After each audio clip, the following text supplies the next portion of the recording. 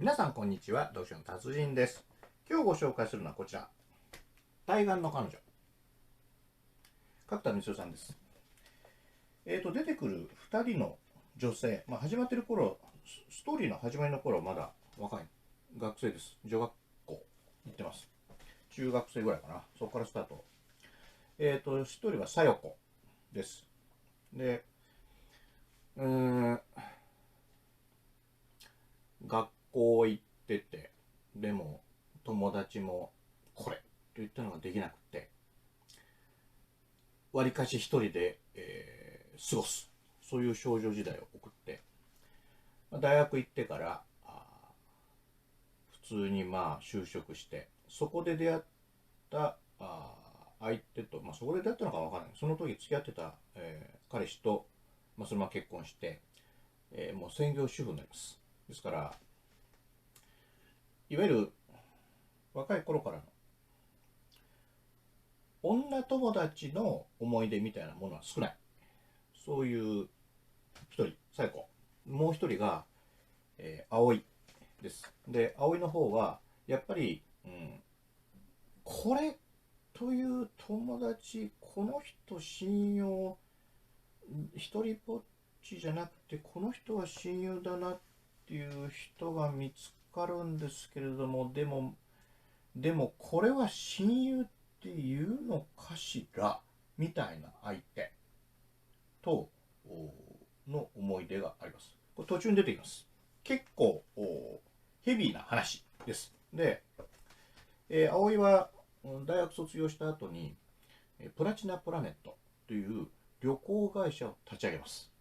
で、この旅行会社で新たにハウスクリーニング、お掃除の部門を作ることになったんですよ。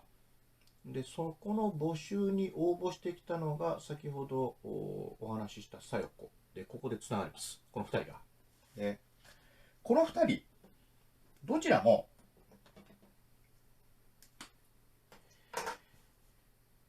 共通点が一応あって、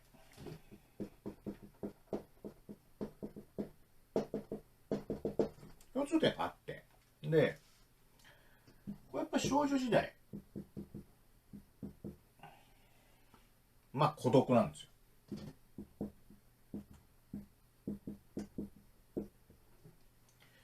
どっちかっていうと人と関わらないみたいな感じ。葵の方は人だけいましたけど、長野いのは。で、大人になって孤独孤独です。でね、こっちの方は人との関係性はあるんですけど、距離感を作るんですよ。最後の方は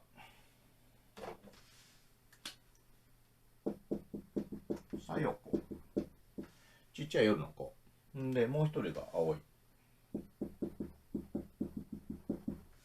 最後の方はちょっと年いってから子供が生まれてるのかな。だから、公園デビューします、ちびっこ連れて。でも周りのお母さんに比べて明らか自分がちょっと年上で打ち解けないっていうところもあり、で、会社で OL してた時も中の対立に耐えかねて、もういいやってなっちゃった。小夜子なんですけど、家の中にいてもなんとなく一人だと、旦那のお母さんもなんとなく嫌味を言ってくる、チクチク言ってくるっていうお母さんで苦手だったと。旦那もあんまり自分のことを理解してるなっていう感じの人でもないんです。で、そうすると外に向かって出ていって、いわゆる開拓していこう、人間関係をっていうのがこの小夜子の側にあって、この葵のプラチナプラネットのこのお掃除の募集に応募してきたという感じになってるんですね。で、普通ね、人間って孤独が続くと周囲に対しては期待しなくなるんです。期待してもしょうがないって思う。小夜子の動きっていうのはどっちかっていうと、小夜子別にお金困ってないのよ。でも自分の人間関係とかをちょっと新たな開拓をしていきたいと思って動き出すって、これね非常に珍しい行動だと思うんです僕は。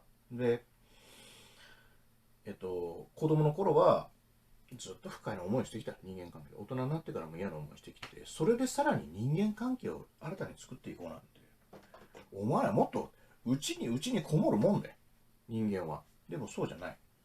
でこの話、対岸の彼女、川がビュービュービューって流れてするじゃん。向こうにいます葵が、自分はこっちに、誰でもいいよ。こうなって大きな川を挟んで向こうの人とコミュニケーションっていうのは取るのに限界があるよ。でも逆に言うと取らなくていいから楽は楽なんです。でも小夜子はここをねジャブジャブジャブっていくんだよね。これ一種の勇気ですよ。でジャブジャブ向こうに行った人はもうジャブジャブ向こうに行かないつもりで行くの。覚悟があるから。で今回のねこの話のテーマ、人間が一体何のために年を取るのかっていうことを小夜子は自分に問うんです。でもうちょっと早めに出すけども、これその時に出した小夜子の答えがこれなんですよ。321ページの3行目ね。でだいぶ後ろの方です。これ本自体が300何ページだ、327ページまでしかないですから、321ってだいぶ後ろの方ですよ。でそこで